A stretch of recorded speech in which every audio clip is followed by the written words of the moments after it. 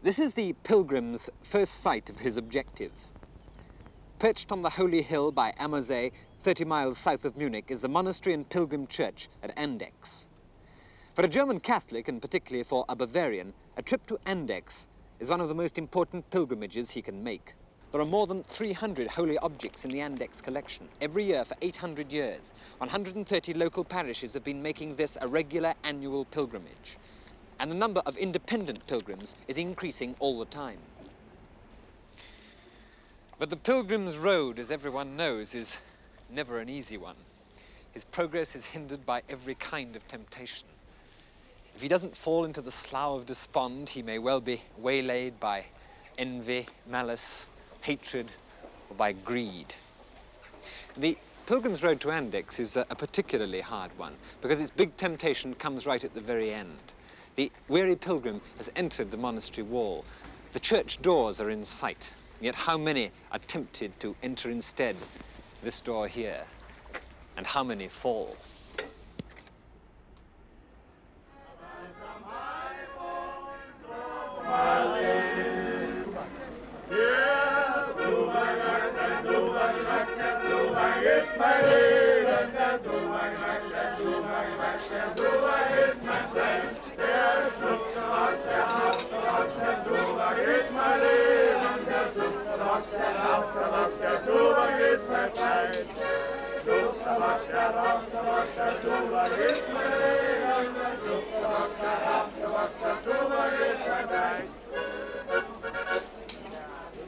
For the Bavarian, this is temptation.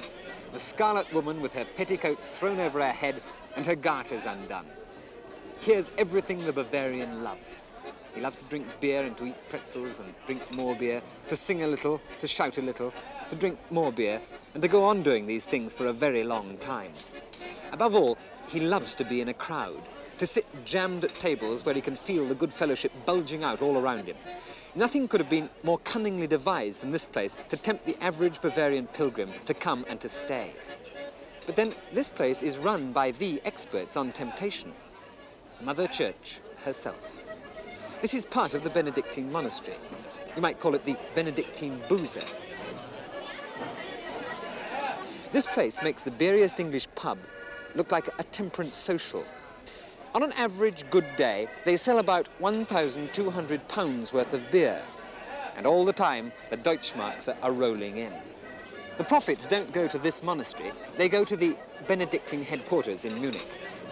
What the profits amount to is a closely guarded secret. But it could hardly be less than £10,000 a year. And it could be a lot more.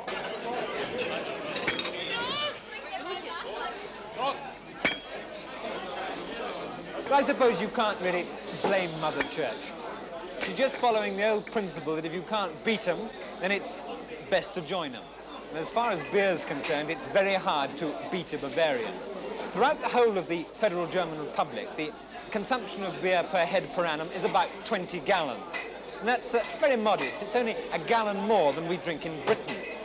But the consumption of beer in Bavaria is twice the German national average.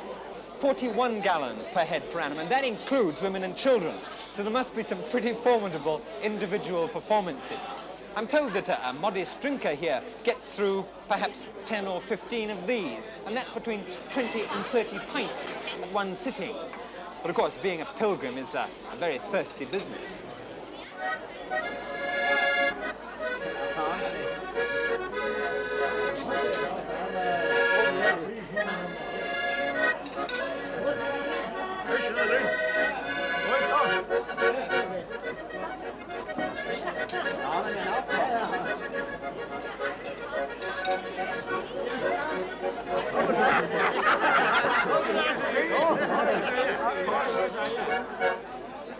Although it's nothing like the good old swilling days of 50 years ago when every Bavarian swallowed 60 gallons of beer every year, the church in Germany is sharing in a general upward trend in the beer trade.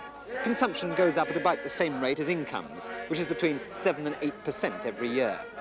The church shares, too, the benefit of the massive beer advertising campaigns. At the moment, these people are being bombarded with assurances that beer isn't only the purest, smartest, nicest beverage you can buy, it's the best for your health too.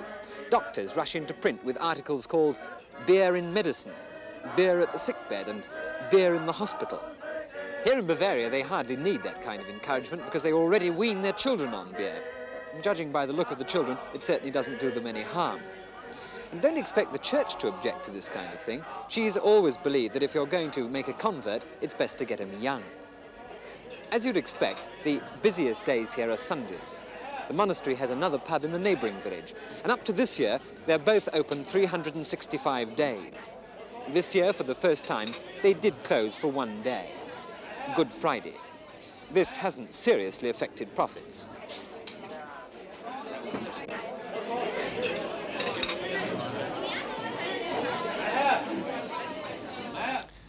Don't get the idea that this church's one foundation is just a couple of jolly, thriving pubs. What goes on in there is only a fraction of the monastic beer business. It's impossible to keep it secret. All you've got to do is sniff the air around here to realize that somewhere about there's an awful lot of malt, yeast, and hops, and that somehow they're getting together. The church is no mere tavern keeper. She's a brewer too, and a very good one. In this large copper kettle, 1,800 gallons of molten water will be boiled to make beer. There are more than a dozen breweries in monasteries all over South Germany, but this is the biggest. Over the year, about 1 million gallons of beer will be matured in these casks. The Bavarians see nothing at all wrong about the church running a brewery. Why shouldn't they? After all, it's very good beer, and they've been making it since 1455. And if the church makes beer, why shouldn't the church sell it? That way, it's much more profitable. Well, he started serving beer at 9 o'clock this morning. By the time he stopped serving at 9 o'clock tonight, he'll have served about 2,000 gallons of beer to 5,000 pilgrims. That's an awful lot of beer and an awful lot of pilgrims. But by Andex standards, it's nothing extraordinary. The really big pilgrimage of the year falls on Ascension Day. Not because the church here or the monastery has anything particular to do with Ascension Day, but because in Germany, Ascension Day also happens to be Father's Day.